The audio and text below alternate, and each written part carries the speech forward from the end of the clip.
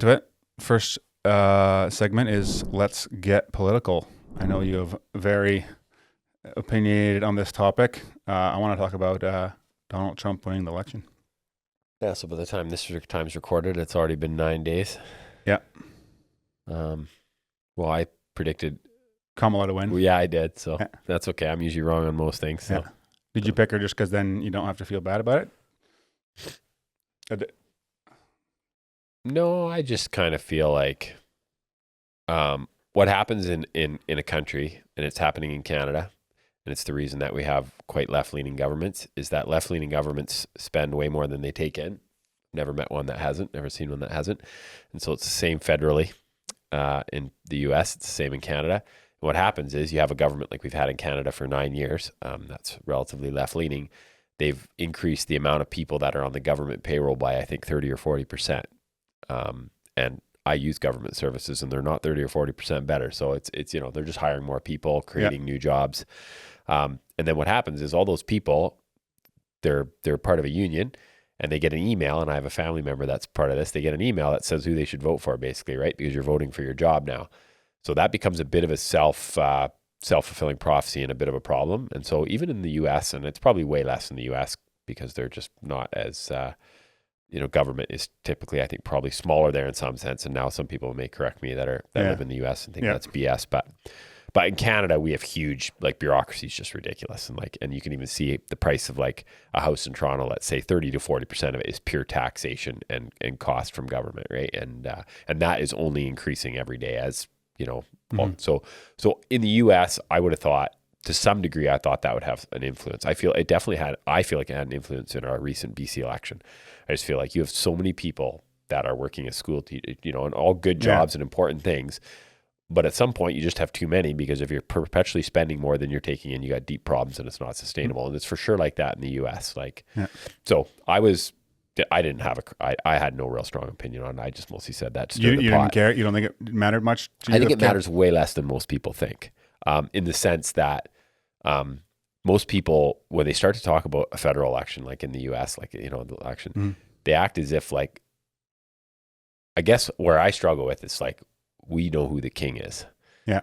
And I do feel like when you talk to a lot of people, it's as if, and granted, on the other side of the political spectrum, people are unhinged because crazy orange man won, whatever. At the end of the day, I think I think about it in a few different ways, because I do agree with you that we have the one king. But it does matter too. I'm not saying it doesn't matter. I'm not saying that at all. No, but that's where I feel the tension, is because so you have the Israelites when Jesus was around. What did they want? They wanted him to save them from the Romans.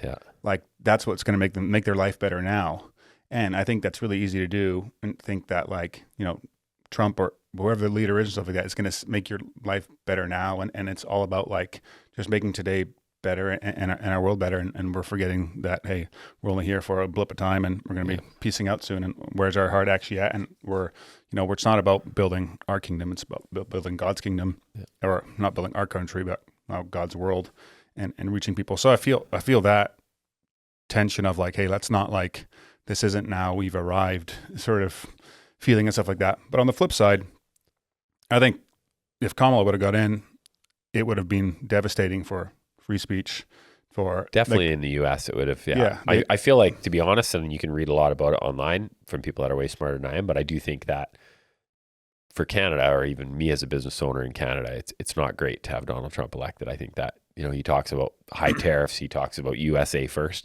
Those types of policies are not necessarily healthy for us, right? No, but I do think that for example, if free speech would have gone in the last country that really has free speech, it would have been much harder for us as Canadians to have any free speech at all. That's because we are very, it's I remember my teacher in grade 11 said, Miss Terpstra, it was social studies 11. Great it was teacher. the only thing I actually really enjoyed was Canada is like a mouse sleeping in bed with an elephant. The elephant flips over, the mouse is going to move a lot.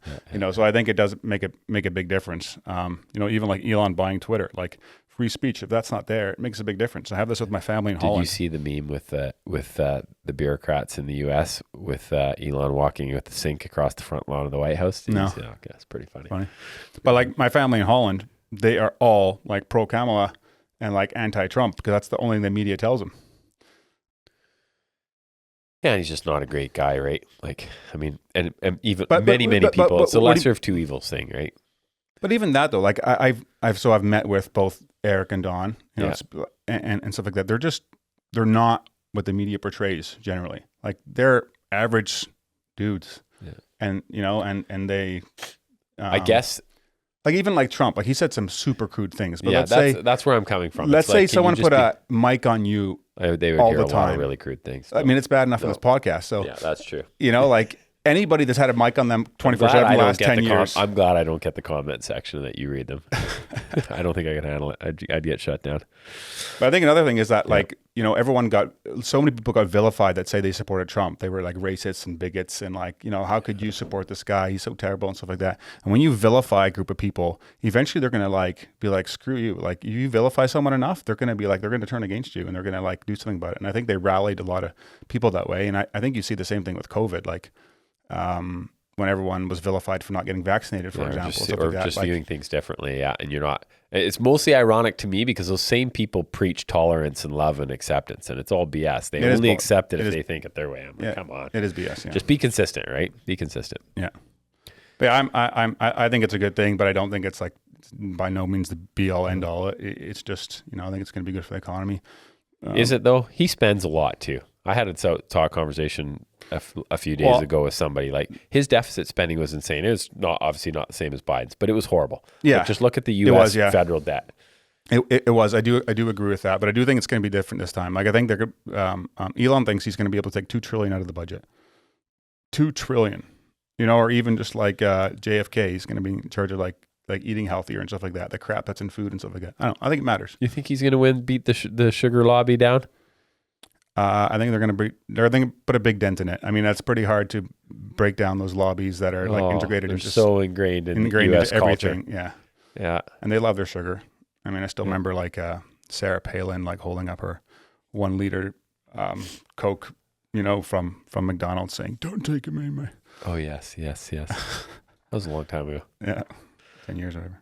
Hey guys, if you enjoyed that episode and were blessed by it, would you be willing to support the show? That would help a lot in creating more content, improving the quality of the content, putting the production value. Hey guys, if you enjoyed that episode and were blessed by it, would you be willing to support the show? That would help. If you're interested in doing that, you can create more content, improving the quality of the content, subscribe to the podcast. Hey guys, if you enjoyed that episode and were blessed by it, would you be willing to support the show?